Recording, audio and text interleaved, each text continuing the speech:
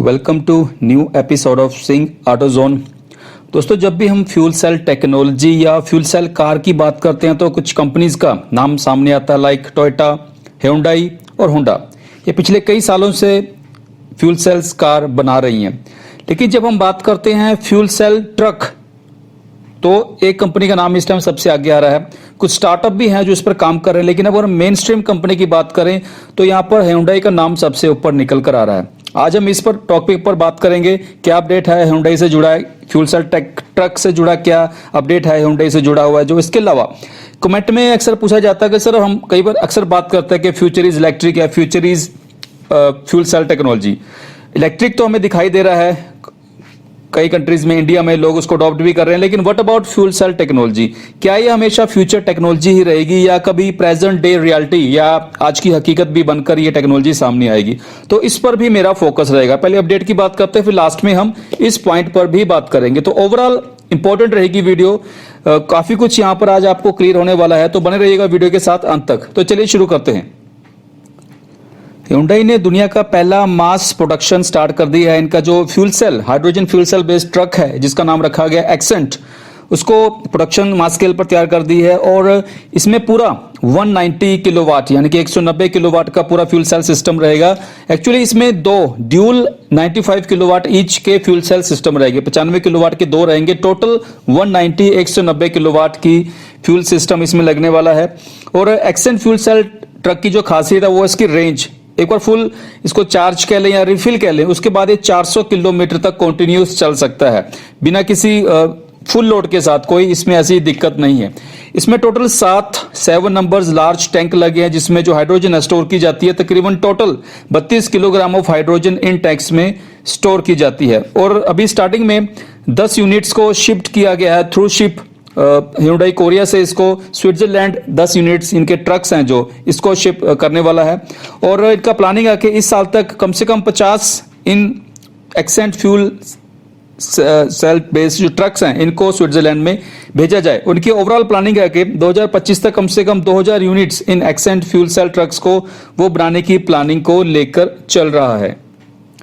इतना ही नहीं, hyundai हम सब जानते हैं, नेक्सो इनकी फ्यूल सेल कार है, पिछले 10 साल से मार्केट में है, काफी एक्सपीरियंस है इनको इस गाड़ी से। लेकिन अगर हम mass scale electric fuel cell car की बात करें तो वो है i35। ये इस मॉडल को ये मास स्केल पर as a fuel cell car इसको इनकी प्रोडक्शन इन्होंने स्टार्ट कर दी है। इसके अलावा अगर हम सब जानते हैं कि hyundai भारत की नंबर 2 कार मैन्युफैक्चरर्स है, और अभी हाल में जो ऑटो एक्सपो है फेब मंथ में, उसमें भी इन्होंने अपनी नेक्सो जो फ्यूल सेल कार है उसको शो किया था। तो हम कह सकते हैं कि कहीं ना कहीं hyundai भारत में भी एक्सप्लोर कर रहा है कि फिजिबिलिटी अगर कोई बनती दिखाई देगी तो बिल्कुल वो भारत में भी इसको लॉन्च करेंगे। इसके अलावा जो एक्सेंट ट्रक है, अभी फिलहाल उसकी 400 किलोमीटर रेंज है, लेकिन इनकी प्लानिंग है जिस पर एक कंपनी ऑलरेडी वर्किंग कर रही है और काफी नजदीक है, 1000 किलोमीटर रेंज वाले हैवी ड्यूटी ट्रक पर कंपनी काम कर रही है। और ये एक बहुत बड़ा मील का पत्थर साबित होगा जिस दिन ये 1000 किलोमीटर रेंज वाला truck, fuel cell truck launch कर दिया जाएगा। अब सीधा बात है, जो अपडेट मैं आपके साथ रखा है ये इसलिए रखा है ताकि हम जान सकें कि बाकी कंपनीज का मैं नहीं कहता, लेकिन hyundai मैं कह सकता हूं कि जिस हिसाब से इनकी प्लानिंग चल रही है या ऑटो एक्सपो में नेक्सो को शो किया गया है और एक दो बार ये इंडिया में ड्यूरिंग टेस्टिंग भी देखी गई है नेक्सो, तो मैं कह सकता हूँ कहीं ना कहीं उनके माइंड में है कि वो भारत में इसको लॉन्च करे या ना करे। फिजिबिलिटी स्टडी कोई भी कंपनी है उस बिल्कुल करती है वो स्टडी के, वहां पर अगर वो लॉन्च करते हैं प्रोडक्ट वो कितना सक्सेस रहेगा। ये ठीक है, ये इनकी प्लानिंग का हिस्सा है, करना भी चाहिए। लेकिन मुझे उम्मीद है कहीं ना कहीं कि बाकी कंट्रीज का तो नहीं, बट एटलीस्ट मैं hyundai से उम्मीद करता हूं कि वो बहुत जल्द फ्यूल सेल टेक्नोलॉजी को भारत भी लेकर आएगी। इसके अलावा गवर्नमेंट ऑफ इंडिया भी काम कर रही है कि एक प्रॉपर पॉलिसी को तैयार किया जाए फ्यूल सेल टेक्नोलॉजी को लेकर, क्योंकि मैं खुद मानता हूं कि इलेक्ट्रिक व्हीकल्स में हम हमेशा, बेशक हम कई कंपनीज बहुत अच्छा कर रही है, टाटा, महिंद्रा, लेकिन बट स्टिल हम काफी हद तक हमेशा डिपेंडेंट रहेंगे चाइना के। ये एक फैक्ट है, इसको हम माने या चाहे माने ये अलग बात है, लेकिन ये फैक्ट है। लेकिन जो फ्यूल सेल टेक्नोलॉजी है, अगर इस पर हम फोकस करते हैं, चाहे वो गवर्नमेंट ऑफ इंडिया की एजेंसीज हैं या प्राइवेट सेक्टर की जो मेन स्ट्रीम कंपनीज है लाइक टाटा मोटर्स, वो ऑलरेडी फ्यूल सेल टेक्नोलॉजी पर काफी अच्छे से काम कर रही है।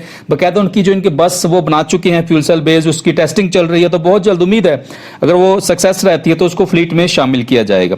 अगर मिलकर सभी काम करते हैं तो मुझे उम्मीद है कि ये फ्यूचर टेक्नोलॉजी नहीं, एक प्रेजेंट डे की रियलिटी बन सकती है, आज की हकीकत बन सकती है। और वैसे भी सबसे बड़ा पॉजिटिव पॉइंट क्या है इन फ्यूल सेल टेक्नोलॉजी का, कि जो हमारी डिपेंडेंस है चाइना पर इलेक्ट्रिक व्हीकल्स को लेकर, वो बिल्कुल नहीं रहेगी अगर हम अभी से इस पर काम शुरू करते हैं।